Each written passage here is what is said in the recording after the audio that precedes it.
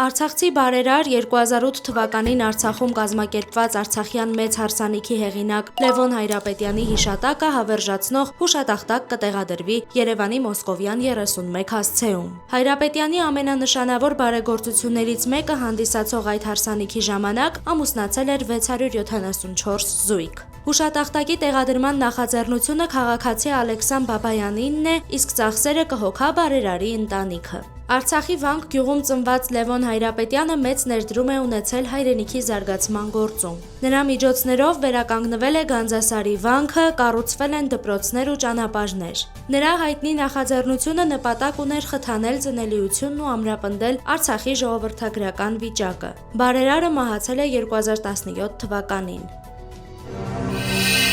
Բաժանորդագրվեք Արմատ մեդիայի ալիքներին սոցցանցերում։ Հետևեք մեզ նաև Արմատ մեդիա AM կայքում։